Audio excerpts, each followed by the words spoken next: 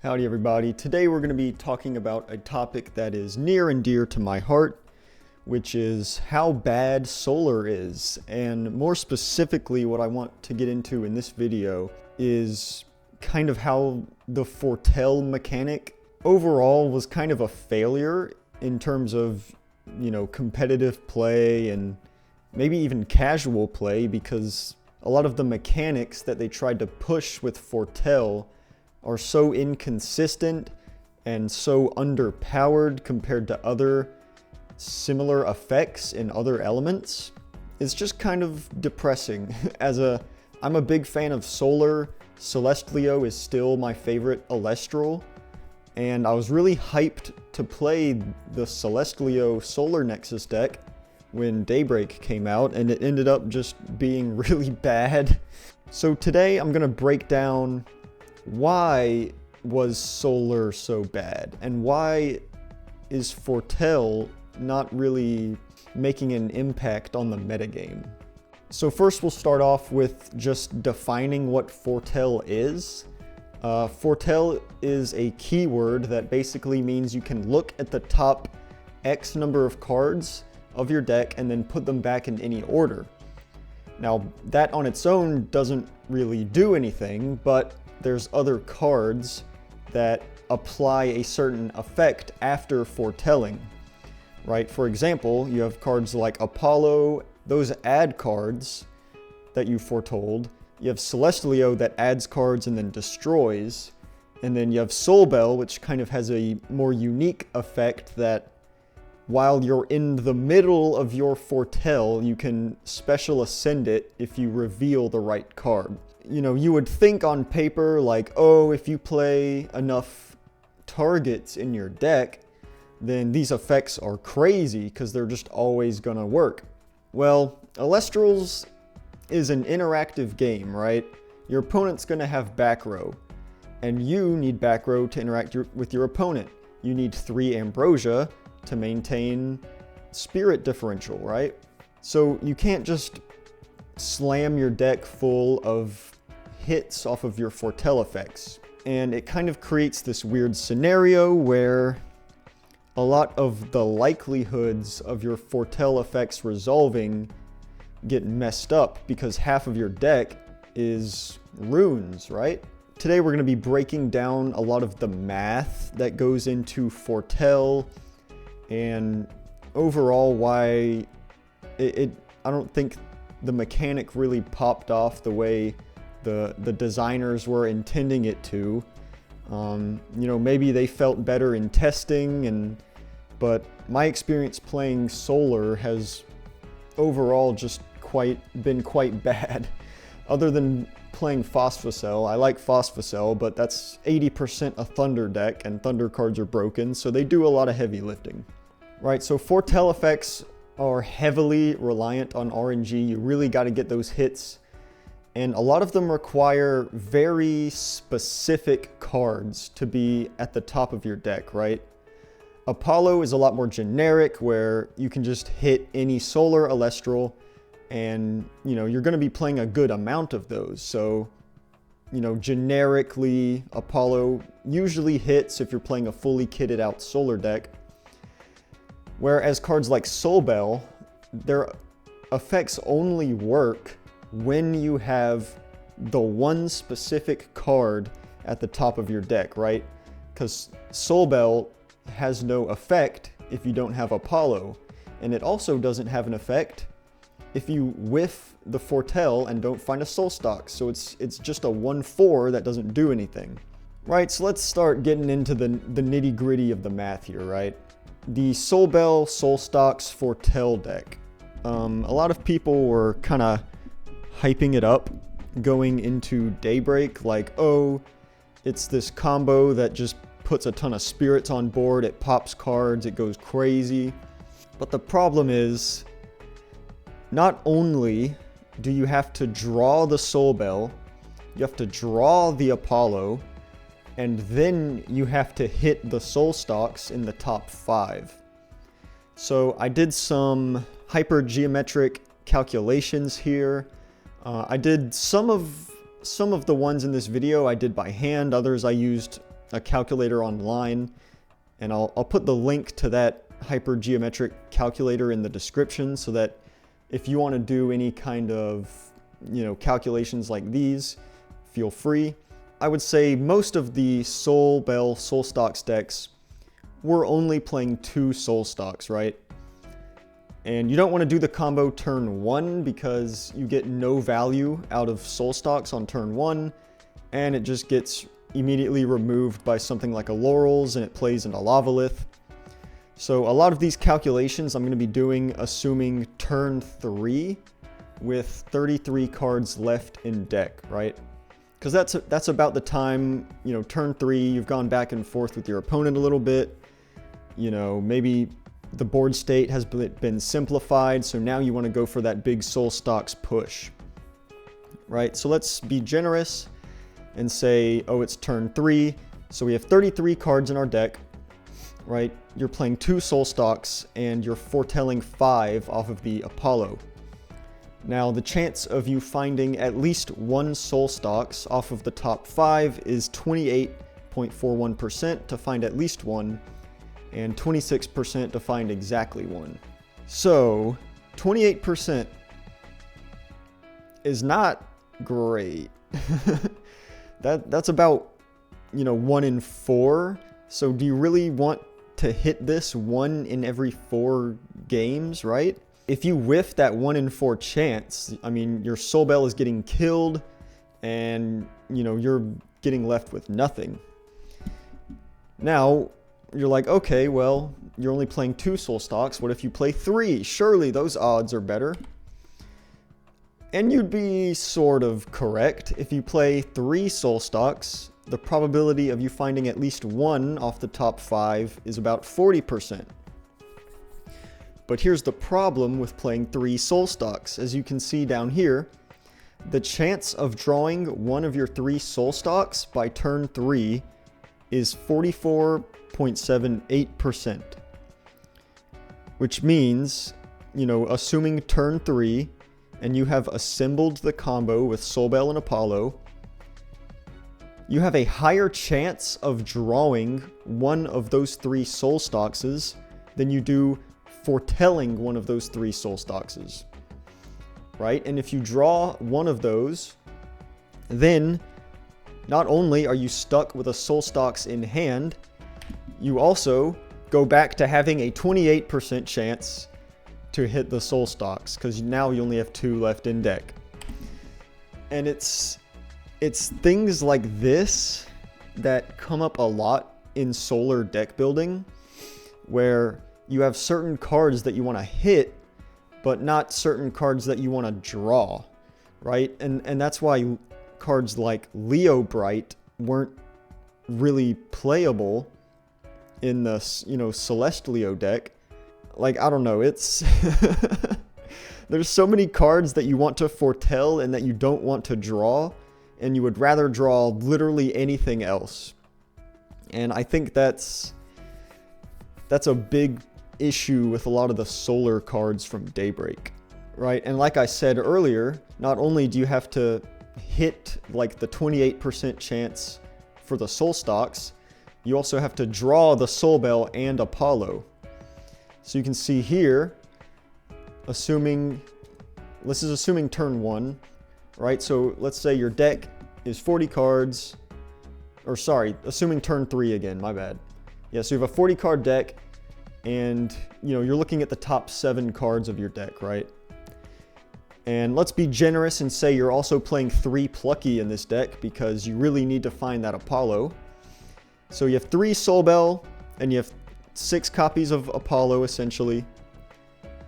And the chances of you drawing these cards by turn 3 is 30%. It's like it's about a third. And technically Soul Bell is searchable off of things like Exaltus as well, so maybe you could bump the Soul Bell up to 6 copies if you're playing 3 Exaltus, but Exaltus's stats are so bad, while you're doing all this, you're just getting beat over and losing all your spirits. But, that's besides the point. And you might be thinking, oh, well, surely you can just draw the first light. Well, let's take a look. Again, assuming the 3 Soul Bell, the 6 Apollos, and 3 First Light, the chances of you having the full combo by turn 3 is only 11%. That's like one in every 10 games you get to assemble this combo at a reasonable number of turns. I mean, I don't think turn 3 is really too much of a stretch to assume that this is when you would want to try to make like a big tempo push on board, right? Like maybe you've expended all your opponent's back row by this point, you know, and the longer the game goes on, like the higher the chances of you drawing your combo pieces. But like I said earlier, Solar Elestrals stats are just so poor that any deck that just plays 5s and, you know, any number of 5s is just going to be beating you to death while you're doing all this. And you're not really going to be forcing out your opponent's back row with a bunch of 1/4s, right? Soul Bell, Plucky, Exaltus, like these are not cards that demand back row from your opponent because they just don't apply any pressure. They're going to save all their back row for when you try to Soul Bell and your opponent's going to chain Gorgons, or you summon the Soul Stalks and it just gets immediately PTA'd and now you're left with nothing. So you combine all this together, right? You need the Soul Bell, you need the Apollo, and then you need to hit the Soul Stalks off the top 5, right? So assuming turn 3, you're trying to pull off this combo on turn 3, you have a 30% chance to find Soul Bell Apollo. You have a 28% chance to hit the top Soul Stalks out of the top 5, right? So you're adding these really low percentages together, and then you get a final count of 8.5%. That is less than 1 in every 10 games that you're going to be pulling this off. And it gets even lower if you try to account for the First Light. And see, the biggest issue with this, like I mentioned earlier, is your opponent isn't really going to feel pressured by your Solar Elestrals, so they're going to be able to just set a bunch of back row. And this is where things get really depressing, is you have an 8.5% chance to resolve this combo on turn 3. Well, on your opponent's turn 3, they have a 44% chance to draw their Gorgons, assuming they're playing 3. Oh, and if you even get to summon the Soul Stalks, they have a 17% chance to have the one-of Earthquake in their hand. So they just immediately Earthquake your Soul Stalks, and now you're losing the game.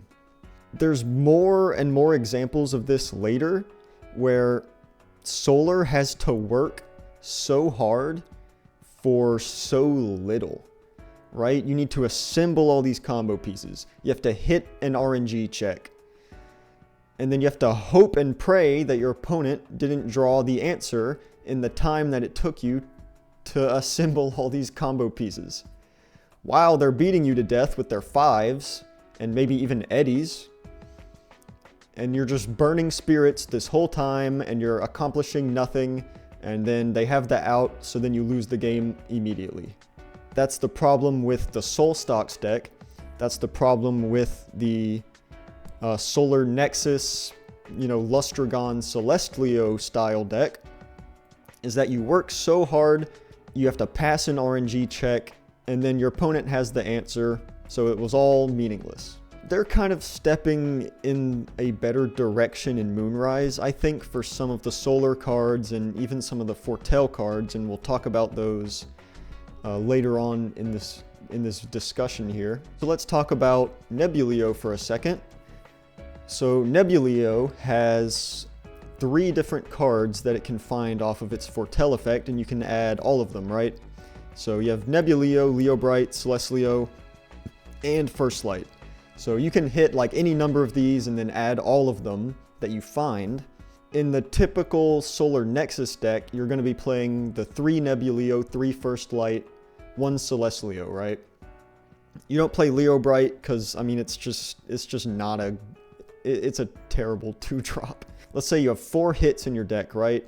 You have 35 cards in your deck, so this is assuming turn 1. And Nebuleo actually foretells 4. Right, so you foretell 4, you have 4 hits in your deck. The probability of you finding one of these is 40%, which honestly not too bad, right? The chance of you getting a first light, pretty good.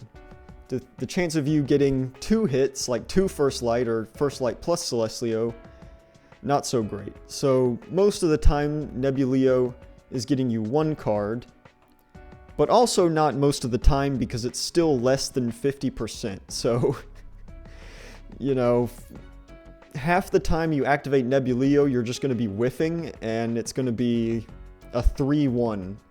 If you have Apollo, it's going to be like 5-6 attack maybe, but it has 1 defense, so it dies to Cryoblast, and it dies to Eddy and Mudlet, and, you know, lots of things. And Apollo himself isn't too bad, but only if you're playing like a dedicated solar deck, right? So you can see here, we're assuming turn 1, and you're playing 15 solar Elestrals, right?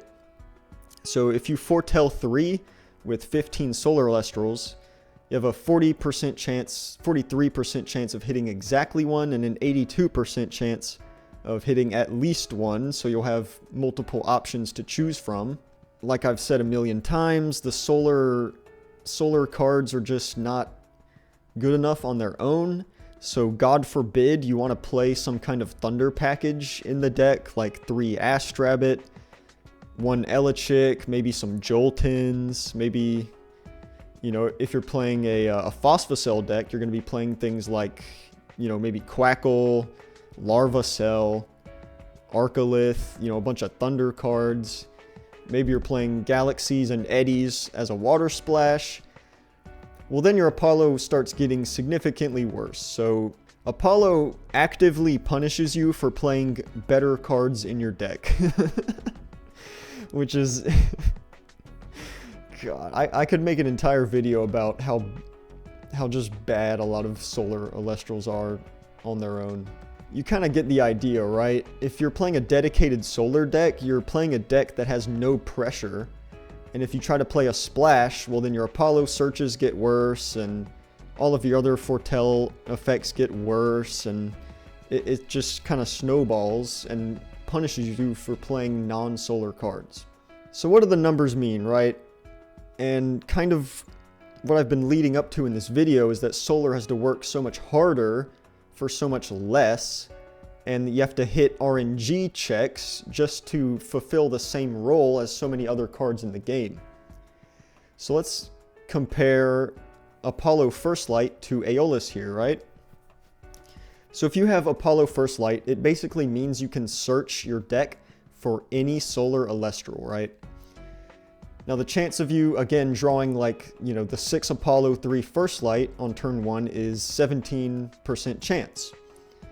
It also costs you 2 spirits to perform the search. And it's a 2-card combo that nets you 1 card, so you're going -1 in card advantage in your hand, right? So you're losing hand advantage by doing this. Aeolus, on the other hand, if you play just 3 Aeolus, right? Or maybe like 1 Elechick, 2 Aeolus or something, right? So 3 copies. You have a 38% chance to see an Aeolus on turn 1. And it has the same effect to just search for any, you know, 1-cost Wind Elestral. Technically, First Light and Apollo can get you, you know, 2nd tier and 3rd tier Ascensions, but those in a metagame that we're in right now, those aren't really that good, so I don't know why you would do that. Right? Aeolus also costs 2 spirits, and it goes even in card advantage, right? Because it's 1 card that searches 1 card. It's not 2 cards that search 1 card. So not only do you have a higher chance to draw Aeolus, which then, you know, snowballs into having a higher chance to draw any Wind Elestral in your entire deck, it also doesn't lose you card advantage. Oh, man. I was depressed making this video, or like kind of making these slides. I'm even more depressed actually talking about it, because the way the numbers add up is just sad, man. Alright, and here's the slide here's another good one, right? So the game is pivoting. We've seen in the last two sets, Daybreak and Moonrise, where the designers are designing these decks that want to combo with specific runes, right? So you have Boltuga that searches Eruption, and then Eruption combos with Vesuvatuga, right? It's like this big combo, it does a lot of damage, you heal a lot, it's pretty good. We're getting Snark in Moonrise that's just on cast searches Rockin' a Hard Place, which supports an already good deck, Draking, because you pair that Rockin' a Hard Place with Eddie and Drakid, and it does this big combo. It pops a card, you get to ascend into a big ass guy. It's a really good combo, right? Toxiri, the same way. On cast, it just searches Dense Fog, which on its own, Dense Fog is a good card. And then again, that pairs with another card, Night Venom, where you can then discard that Dense Fog to destroy 2 cards on the field. Now, look up in the top left here. We have Nebuleo, and we have 2 new cards coming out, Kokore and Winjin. Kokore has very direct synergy with First Light. It literally says First Light in the card text. And Winjin is heavily, I think they want you to play First Light, right? You read Winjin and you're like, all right, I'm playing First Light in this deck. So here's where the issue is. All of these other runes that combo with cards are directly searchable by a 1-drop, right? First Light is only, quote unquote searchable with Nebuleo, but it's not actually searchable, right? If you're playing the 3 First Light in your deck and you have the Nebuleo, you use Nebuleo effect, you're looking at about a 30% chance to even hit the First Light and add it to your hand. Right? So if you open Nebuleo plus Winjin, you're not feeling as good as you would if you opened something like Snark plus Eddie, or Snark plus Drakid, or Boltuga plus Vesuvatuga. You're not feeling as great because the Nebuleo is not guaranteed to find you that First Light to pair with the Winjin on the following turn. It's not guaranteed. Also worth mentioning that Rockin' a Hard Place on its own, like standalone, just a good card. Dense Fog on its own is a good card. Eruption on its own is a good card, and in the late game can just straight up win a game on its own. First Light on its own, if you draw First Light and then like nothing to combo with it, it does nothing. You're paying 1 to stack a guy on top of your deck, which is really slow. Your opponent's going to be beating your ass while you're doing this slow ass setup. Kokore ascends when you cast First Light. It ascends into a 2-drop that does nothing but just heal 3 solar. Now, I don't think solar really has an issue with healing, right? You're playing the 3 Ambro, right? You have cards like Dratara that can repeatedly draw or heal 2 solar every turn. So you're doing all this work for a 2-drop that has okay stats and an effect that does not push your advantage on board. And the same kind of goes for Winjin, where, Winjin can actually get you some more advantage off the First Light, and then ascend into the Tornajin. And the Tornajin, you have to pick 3 different cards, and you just randomly add one to your hand, but you don't always get the one you want. Right? Like maybe you really need an Earthquake, and then you just miss the 33% chance to get the Earthquake, and then now you're screwed. Whereas things like Vesuvatuga are just boss monsters that win the game. Kuribus and Draking can win the game. Night Venom can win the game. Draco Ray and Tornajin do not win the game. So you're playing a worse combo, a more inconsistent combo, all for less payoff. All right, and this isn't only relegated to solar cards, right? They've added Foretell to this lunar card here, Cryptaris, but they also added it to this thunder card, Magnaros. Now, Cryptaris, what it says is it gets +2 for each time you foretold this turn, and you can expend a lunar to foretell 3 and add any number of lunar Elestrals that cost at least 2 spirits foretold this way to your hand. Now, you can do the math on this however you want, but if let's say you're playing Cryptaris in some kind of suppression control deck with Necrolith, right? So maybe you're playing 2 Necrolith, maybe you're playing 3, but you can see if you're playing 2 and you try to resolve this Cryptaris effect, you're expending 1 for a 16% chance to find the card that you want to find.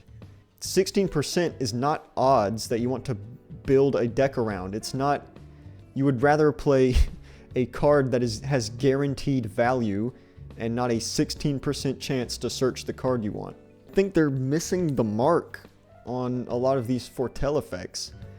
And I think the only one that I kinda like is the Magnaros.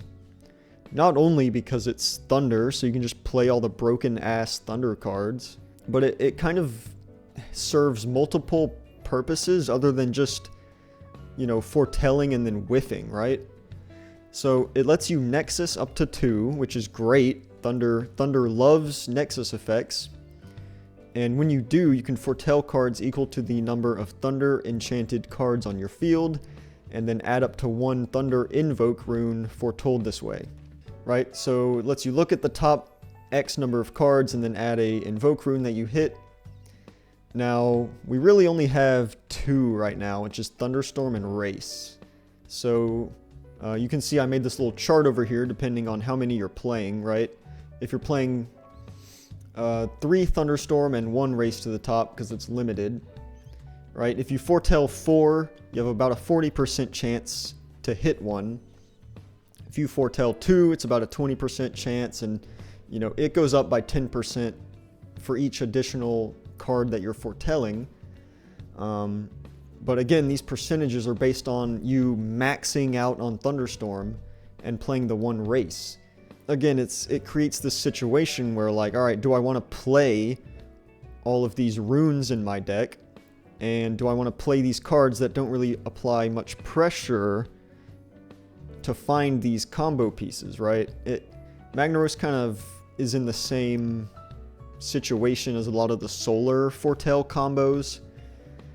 But you get to play it in Thunder, and it nexuses, which means you can nexus things to Astrabbits and, you know, even Electronites. So the overall card quality in Thunder means you can probably get away with playing Magnaros and trying to search for Thunderstorms and then make big tempo pushes with like an Arcolith or something.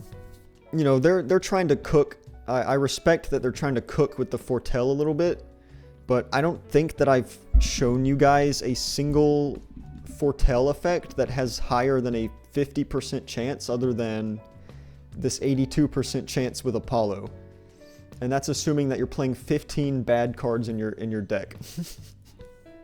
Right? You're playing 15 bad Solar Elestrals in your deck, and oh boy, you have an 82% chance to find a bad card. Great. So, my final thoughts. Foretell, I think, needs... Either they need to just up the number of cards that you foretell, right? Like, compare these Foretell effects to... For all of my Yu-Gi-Oh players, compare that to Adamancipator, right? Every single Adamancipator looked at the top 5 cards of your deck, right? And Yu-Gi-Oh is a deck where you can like heavily prioritize consistency in your deck building. So not only do you have more consistent deck building, they also have effects that reveal 5 instead of a lot of these solar cards that are like reveal 3, reveal 2, reveal 1. And I think they could probably just up the number of cards that a lot of these things foretell, right? Like, why does Why does Apollo not foretell 5 immediately? Why does Nebuleo not reveal 5? And it makes it so that all of these percentages are so low, and you have to play so many bricks in your deck that you don't want to draw. Like some of the more popular solar cards these days, because I mean Solar Nexus is just gone. Like nobody plays that deck anymore.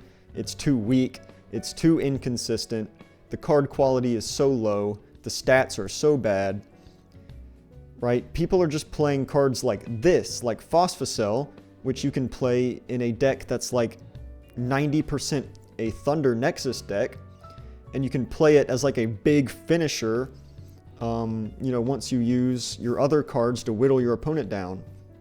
Cybermall sees a lot of play in artifact decks, in Nexus decks, because that Golden Fleece can be used as not only a healer and Nexus banks. And then of course you have Chronodile, which is just a big boss monster for water decks. It's not even played in solar decks. So it's like the only solar Elestrals, I guess Lumaru too. Lumaru, that's my goat. The only solar Elestrals that people care about nowadays are these 3. You'll see none of these have anything to do with foretelling at all. None of these have any sort of RNG at all. They're just good, high quality cards on their own. They don't require any RNG or nothing. And I hope Solar keeps getting more, you know, non-foretell related cards. Because look man, I'm not banking every single game on like a 20% chance to hit my combo with a bunch of guys that just have terrible stats. I'm not doing it. I'm not doing it. Just play 5s. You know, Fire Nexus has the same type of combos as Solar without the RNG aspect of it, right? So if anybody on the design team is watching this, let me give you a little freebie here, right? All right, here's my boy Voldon, okay? Here's my boy Voldon. It's a 1/5 solar, all right? Look, a 5 stat in a solar Elestral. Crazy, I know. And it says, when you foretell, you can draw a card or return a solar from your Underworld to your Spirit deck. This effect can be activated twice per turn. Here's why I think this card would be really great, right? If you want to push Foretell, you need to give us cards that give us bonuses for just performing a Foretell. Because when you Foretell and you don't find the card you want, you just wasted a Spirit by doing absolutely nothing, right? At that point, you're better off just expending to draw every turn until you find your combo pieces.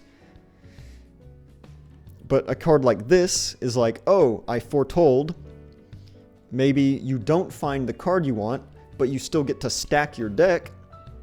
So it's like, oh, well, after I foretold and I stacked my deck, I get to draw a card, which means whatever card I found off the top, I can put it on top and then immediately draw it. So even though you whiffed the Foretell, you're still gaining advantage, right? It might not be the card you were looking for, but at least you get like a little bonus. Or maybe you found the card you want off of Apollo or, you know, Soul Bell or whatever. It's like, oh, well, I could use some healing because I've been using all these effects to find my combo pieces and I've used a lot of spirits. It's like, oh, well, I can heal a Solar instead because I resolved my combo. So now I stick my big guy and I just want to start healing and popping cards and, you know, doing all that good stuff. So this card serves a double purpose, and it gives you a reason to actually play a Foretell deck. You see what I'm saying? Because foretelling and whiffing, most of the time, it means you're just losing the game. Like, I don't know. If you whiff a Soul Bell, and then you pass turn, and your opponent kills your Soul Bell, well, what are you doing? Your combo's dead. You have nothing left. Your opponent is just going to keep swinging at you, and there's nothing you can do about it. So, I don't know. I think the design team needs to kind of rethink Foretell, because I don't think deck building and, you know, card quality and just the number of options in the game at the moment is good enough for some of these Foretell effects to really be good. You know, either make Foretell cards reveal more or give them more hits in the deck, right? But yeah, I'm a big fan of Solar. It's really hard to talk about things like this. But I feel like it's got to be said. It's got to be said. I don't know who's going to watch this video, but, you know, if you have any kind of other things you want to add in the comments or anything like that about, you know, what you think Solar needs, or maybe where some of the Foretell strategies went wrong, feel free to discuss those in the comments, and I'll try to respond to those when I can. But come on guys, do better. Make Solar good, please. I like Solar. I like the vibes of Solar. Just give us cards that don't suck. All right, that's it. Bye.